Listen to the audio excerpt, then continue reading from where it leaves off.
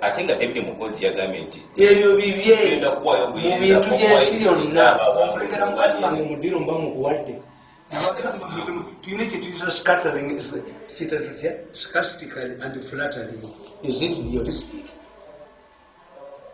are you realist kitegerekeka kyogamba nti Museveni ateekako okulonda bamuwangule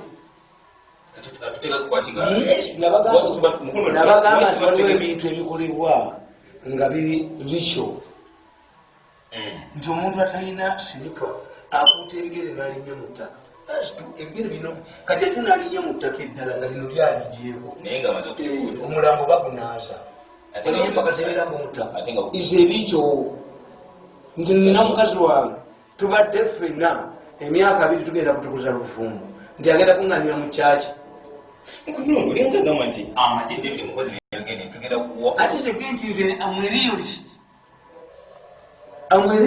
basi tuli naawe olwaleero ensi okutegeera tulina betuyita mu nsi tulina abantu bankabe bina mu nsi abaliwo n'abantu tulina betuyita ba realist that's mirundi amwe realist singa mirundi namuvaako dda twamujoba tayinza okukola nafata avoid that man abaganda tukugamba ti ennyumba emu omuntu akulema kuwalana newakaawo latulirize part of your household toilet. The fresh water toilet is clean. Do you have a mirror there? You can't. A person cannot see. You cannot fail to avoid a person. No, you always talk on it. No,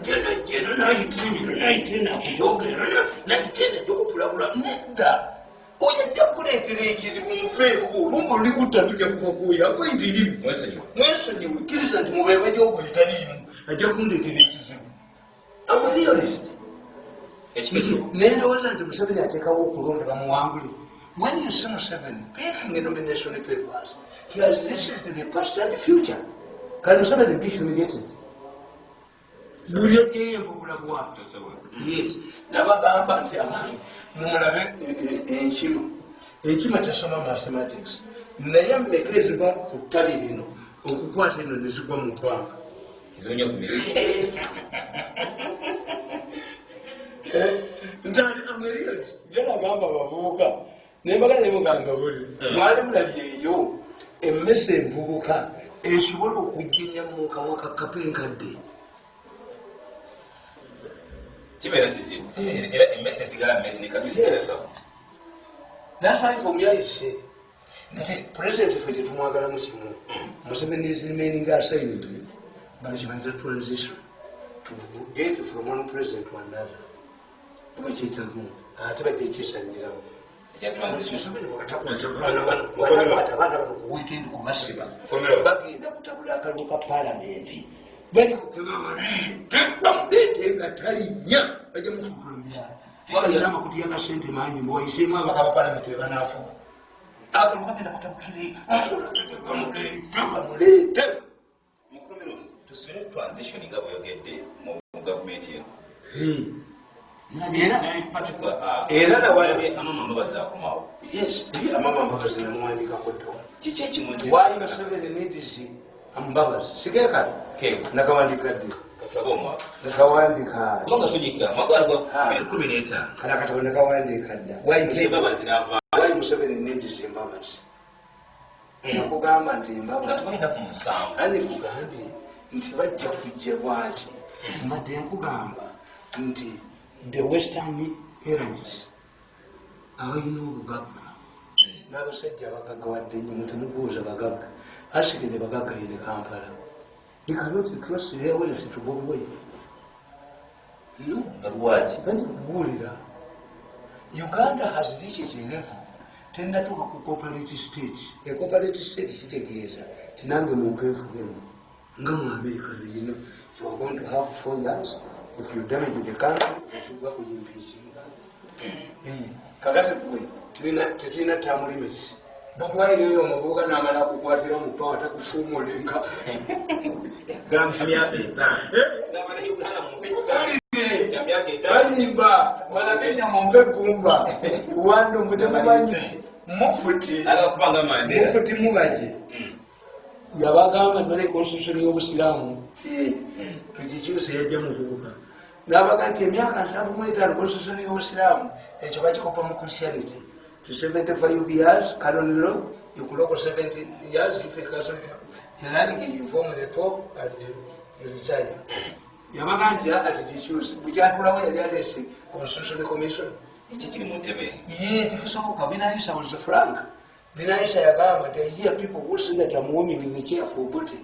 The presidential chair is so sweet that nobody can warm it for another. Engera ne bamujjako. Binayisa yagamba entebe eruwo. Yaganti nti wamingira obati musanga. Zingamba asobola okukyetebe sayiti emyaka 5. But you don't know power. Nande kugamba. Musimu libo betuyita baliyurists. This is where I belong. We have a group we call the idealists. These are people who think Museveni can hand over part of Bobi Wine, the army can salute Bobi Wine, muli ba idealists. Nayiga mu realist. Reality kisoboka. Olwamajiga fuka ga muntu bagabana ngakwa. Da, ati kugambe. If you want to remove Museveni, you must look what the country and the leader requires. The country requires who now. Rules and principles of success. Number one, a leader, there are two scenarios. Where a leader is not in charge of choosing a success, like in the case of the revolution, Gaddafi couldn't choose a success. But there is also another scenario where a comfortable leader like Museveni can choose a success. And when he is choosing a successor, we have benchmarks, principles and rules of succession. One, the president cannot hand over power to somebody he doesn't know. And knowing does not mean that your name or face. Knowing. There must be a bond and we invoke in future.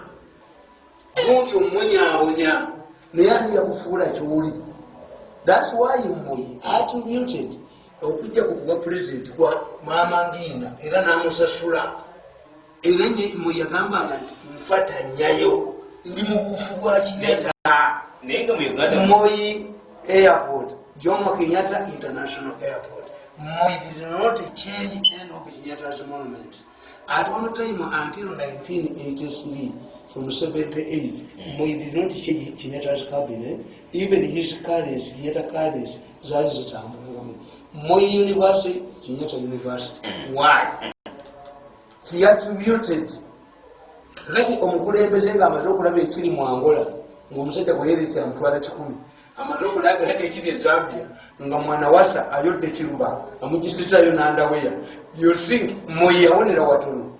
Moi yawona kiba kyeyamuvumirawo kiba kyavuma Moi gwe yali ategese badeeki emisana bakoleki pulezidenti bamukubita pulezidenti Museveni yagenda ne saita kumu nga bagala Moi agende kwenda nyumba yako Moi yagana Museveni n'abagana naye kakati ng'omubadde kaleta olumuvuma wawe ate nga badde obuyinza era kiba kyeyali mu kagaali k'abalema kuba yali afunye accident nga balowooza batta kibaki Lairo ajja kujja Laira bwajja omukikuyu tebasobola kumuwa omukikuyu given a chance ekikoyo cannot vote and kikuyu ye Moi yali asala yabaleetera enovice kikuyu nabo ne bamuleetera essimu y'ekikuyu abekikuyu tebiba paromita omukikuyu talonda atali mukikuyu gikuwere mukikuyu zite si baganda bano bagula sente ebitolo by'esabbuuni anti Moi tribe ennene kujjawa tribe ennene gye bazanyiramu obuzanyizi. You tell me the largest tribe in African country China alone. Hilibu. Kizibu kya mwecho chiri. Kana government anaidiri nkuulira. Ntinze nga eliyo listinjimani. If you want kakati bana abasajja bano oba bakuba nadduli ne bamutuuza abajjukiza akaseko omwana wa nadduli ne bamuma obululu gwe Bobi Wine ani akuzaala buli okukuuma emaali yaabwe eriwa tukiyita gradual socialization. Gradual socialization means that a group in power, which has enjoyed power for a long time, must be able to give power where it is. Ntimina okutegeera kati mwendo kitegeera nti yefu we have to bulaba lyaba Nigeria bakikola bulungi. If a president comes from the north, the vice comes from the south. Kisoboka wano mu Uganda. Anti kikiwandiike. Nenga kisoboka okuwandiika. Kakati otandikira mu jimbadde mwina nti abalugwala babadde mutogo emyaka munda babakuba ne badduka. Nabo ne bagenda ne baddiikirira linga Gundu West Nile Bank of Front batemeko Uganda. West Nile came to Uganda in 1903. Bangamba nti waliwo ogonde ababiriki okuddiza ekitundu kino bakidde kuba yali gavana wa bubiriki wa Congo yajja eno mu West Nile ng'alina bazze obakulambula obakola abasirikale baali basekwata abalugwala ne bafumita obusaale ne wafa bangi ababiriki ne bagaa nti abo mbakuwadde mwini abatwala. West Nile came to Uganda in 1903. He was a Congolese territory. Kakati bwe musabumina nti when Museveni takes power asanga abateso nga be bali mugundi mu special force y'obote olwa Peter Otayi ne mu police. Kakati abo mukuba bakubi ne bakola RPA waabwe ne mubakuba. Kati ekyo gradual socialization mbadde temukirina. A group that has been in power must be enabled.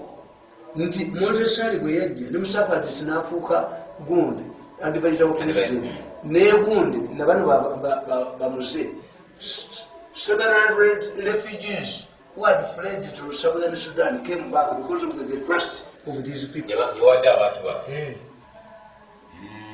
Kanoga nti tolaba ne bweli bwagamba nti omukyalo wagavona ani avona ani bo babalondera abewaabwe bamatalinga twala byona yamugambye nti wawasa mu family kyategeeza kiri kimu. When you are talking about Baganda, don't just speak in Muganda.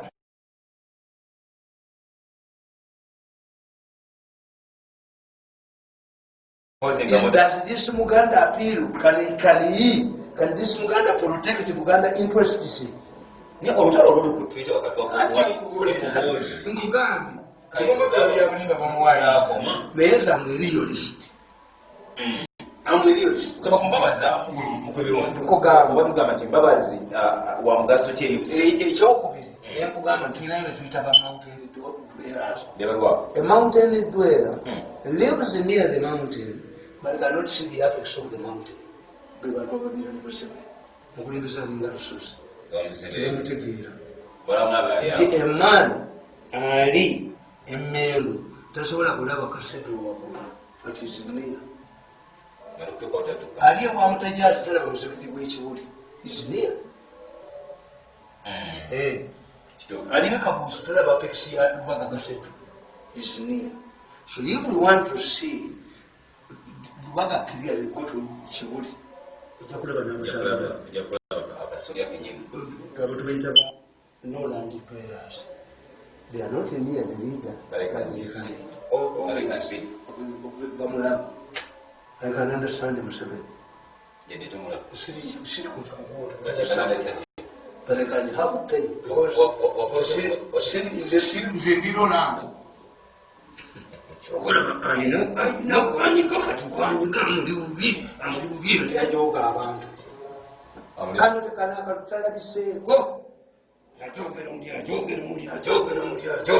Atiwa nagenda bwati bwatakakkaniko atagenda kufiira ddala mugina emyaka bamwetegekere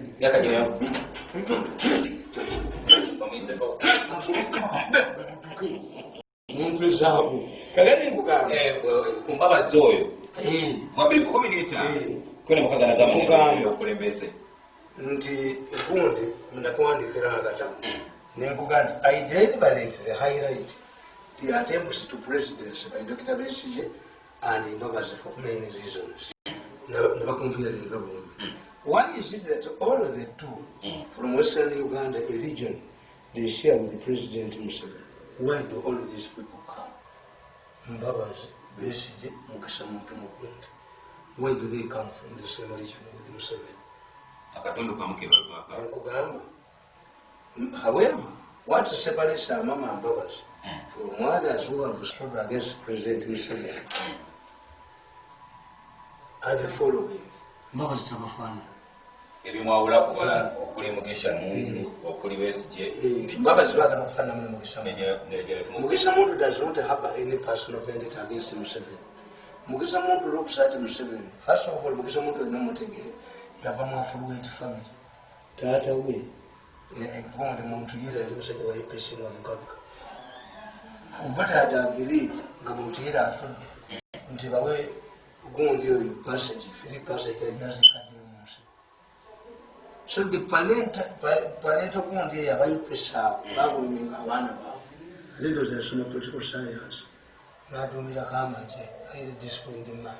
Olaba Mugisha Muntu bagumu ate si mubbi.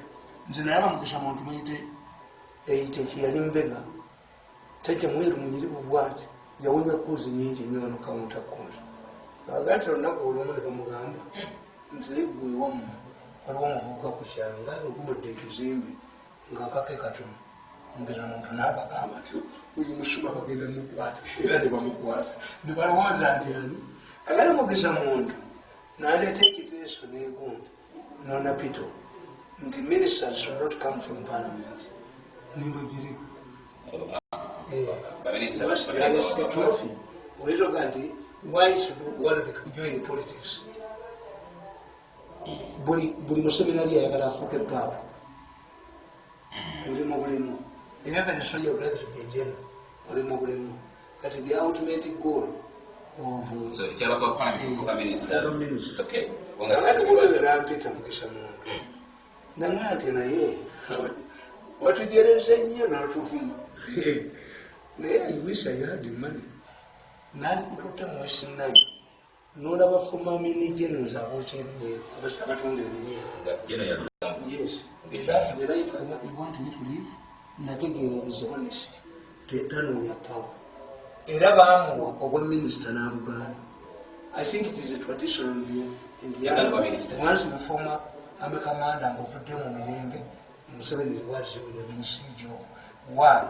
When you go to Tanzania and other countries, former generals, Babatwana parastatals, into Major General Ali, the police of Kenya, Ali Lunda, Post Office General, one way they commander General Chibwana, about the man of Mombasa. Tanzania, Baba, this. These are highly disciplined people. I didn't go Mbabas did not use derogative language against his former boss. The way to establish his power as personal vendetta in his speeches. Immediately, Museveni distanced himself from Mama Mbabas' presidential bid. Mbabas almost dismantled his campaign team. He never carried out further serious campaigns. Mbabas ayinza okuba nga yeerowooza nti crown prince. But in the politics they tell you, there is not more challenging time than being a crown prince to graduate to a king. Era mu butabo bwange nkuwa examples. Kati buli mwe baakutunula crown prince tulaba mu Saudi Arabia nti yatta Khashoggi n'atabani. Yes. Crown prince ekiro kiyise ebungereza waliwo koowe sakoowe nga balowooza nti yanaasikira Maguli Kisaakye baamukuba John Major n'asika. Crown prince waliwo gundi Ssekabaka Hussein wa Jordan. Uganda Crown prince yali amaze ebbanga ddene ng'ali naye. Naye bwe bategeera nti afunye terminal cancer yagenda mu America was a pilot. He came piloting his plane n'agoba Muganda Crown prince n'ateekako omwana w'Omungereza. Era ngo time Crown prince era mu katabo kange agamba bazinkugamba from Crown prince to common. Obwa Crown prince bonna baliwoozezza nti balifuga eggwanga. Akali kusooka olabye Tanzania waliyo Ahmed Salim yali Secretary General of African Union nga waliyo Edward Sokoine. Edward Sokoine was Prime Minister nga bemugwa atunuulidde. Sokoine yafiira mu accident oliti yaddamu kugoberwako Nyerere n'aleetali asalimye. Abaali ba Crown prince bonna abaali balowoozebwako bonna kakati nkugamba number 3 Amama Mbabas did not at any given time try to drag Museveni and his family members into his campaign or threatened to vomit out Museveni's secrets. Had worked with Museveni for a very long time and knew many state secrets. It has not been reported that before he left, Mbabas engaged in some subversive activities to overthrow his boss. Mbabas yakusanga kirikiri we mukesi. Mbabas even the campaign is president yagenda kumbaga y'omwana we. I think ono nange ndoza kalulu yakawanja. Yes. Mutabani wa Ramaphosa. Kakati nkugamba. Even after the 2016 elections, Mbabas did not accuse Museveni of cheating the election. Accepted the defeat as a gentleman.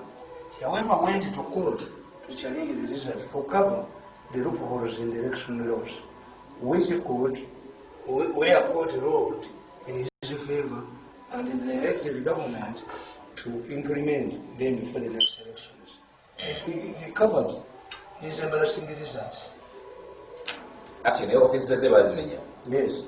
This puts Amama Mbabas in a different position above other leaders who have stood against Museveni.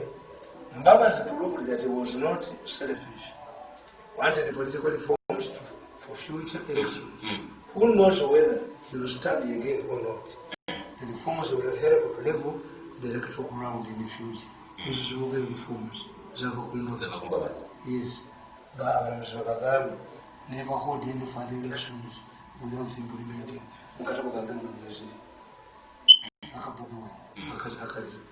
More importantly, Mbabas' wife, Jackie, was poisoned by people she knew, but his family members remained silent and sober. They did not point fingers, even when his tormentors like Mukundi would disperse his rally in Fort Godfrey. What a problem. Mbabas has not uttered a word of revenge. Yes, Mukundi you're taking a couple of Mukundi. Yes. Mbabas is not revenge. It's a Buddhist monk. Those are people I admire.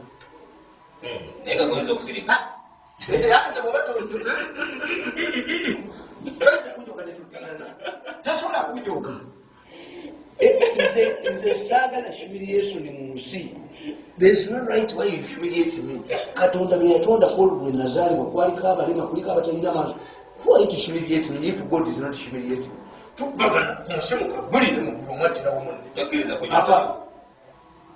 I just sit down. Nega, you say you present himself yet finally, true to his character, Mbabas invited President Museveni to his daughter's wedding, has been attending national events. Mbabas did not criticize government policy on his campaign trail. This is why I summarize the whole story saying, Amama Mbabas left the government with dignity, and if he comes back, he returns with the same dignity. I do not have political power. The Mugand wanted to have Prime Minister. That was not fitted for him as a gentleman. That's why when the man joke away, but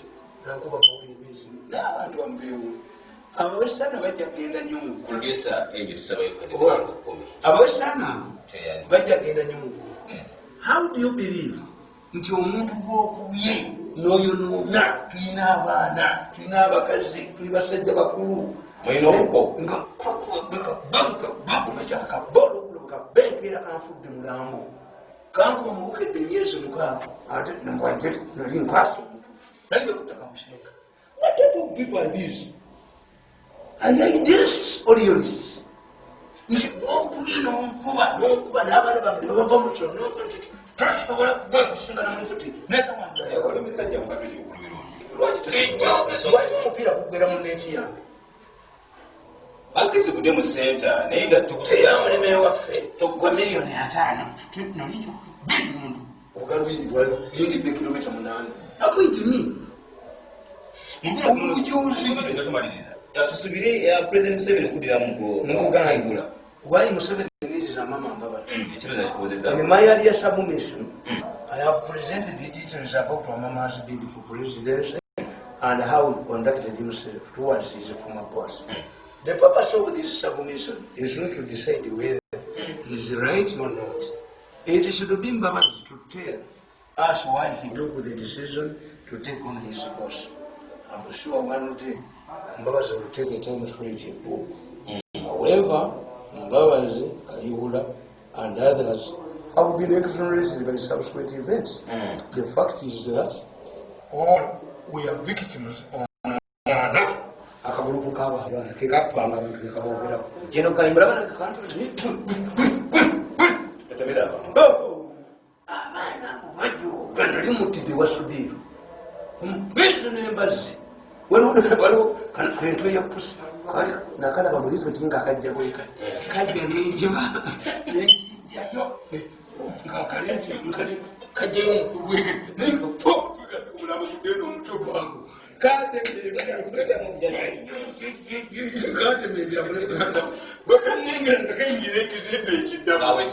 avoid me like you killed my political candidate.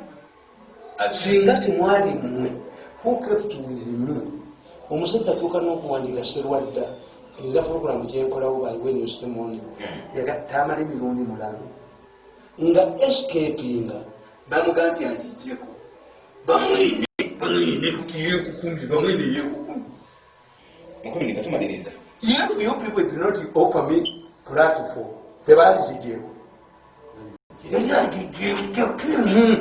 muntu kalinga ebbulooka muntu kalinga omugatiro ofuyomugatolekera okulonda Kyagulanyi febera gitutte mwami ajutegwera okwama Kyagulanyi banne abamanyi family ati kitibutera wamayanja nti nkugamba tolekera akaluka mukana akatabo ka Kyagulanyi kana akapya nkugamba I have explained that the mafia wing of the elders who identified, nurtured and groomed Bobi Wine want Museveni in the power.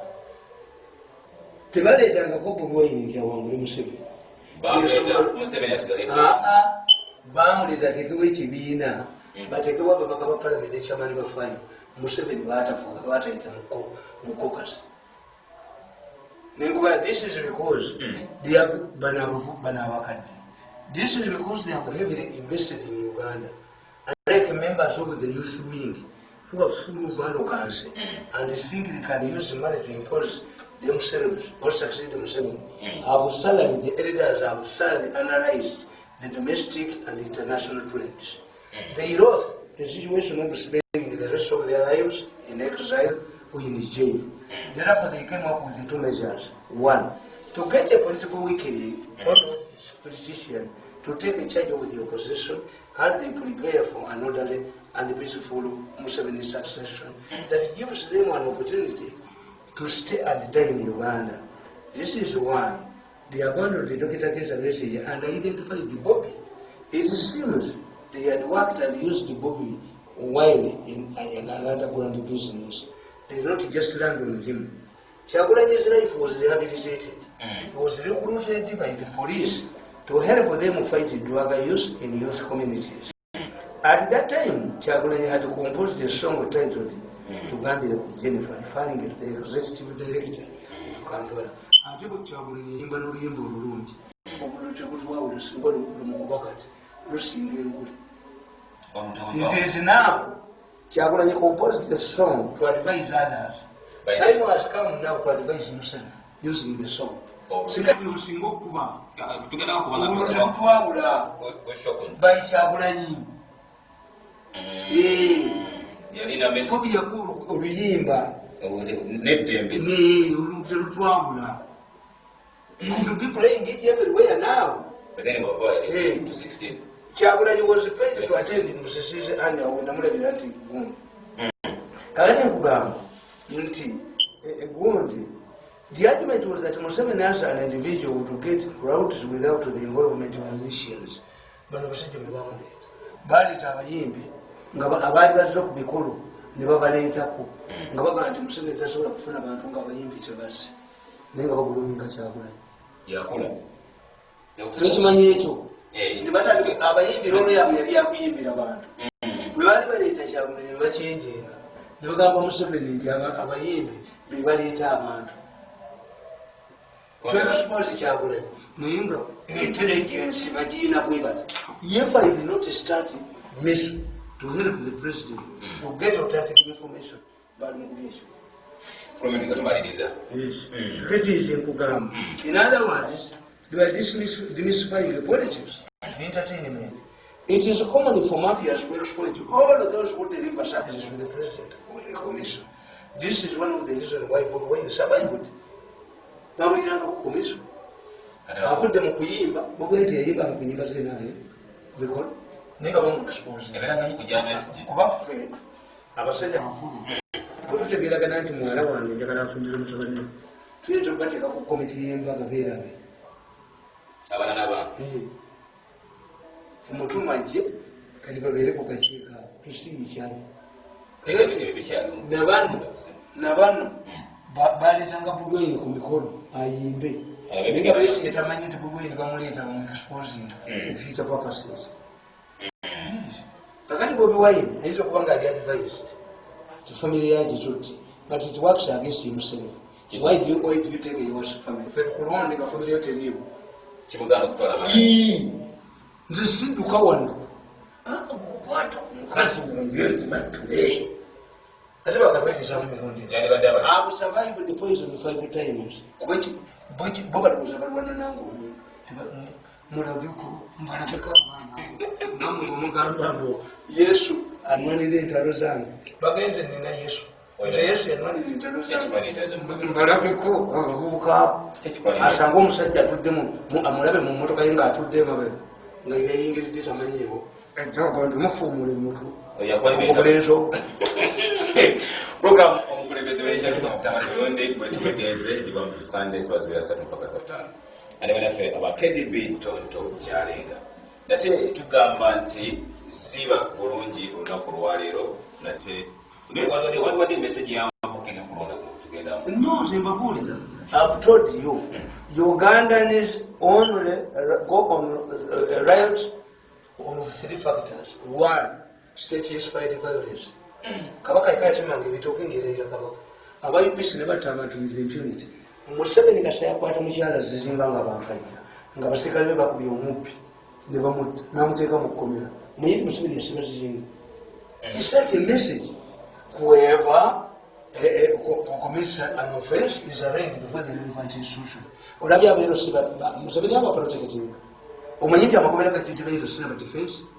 Yes, wano mu Uganda neyo right ewedde Museveni yabasajja amagezi luwadi the slaves abo bonna yabategeera kasi yabategeera was behind ne bagamba nti eyo emipiira gyali mipya gye baali bookya nga waliwo abakikola kakati muwati donno yaddira omuvugo oyo n'amutwala mu reveni munyabako abaggo abadde tebagwa musolo nga bagoba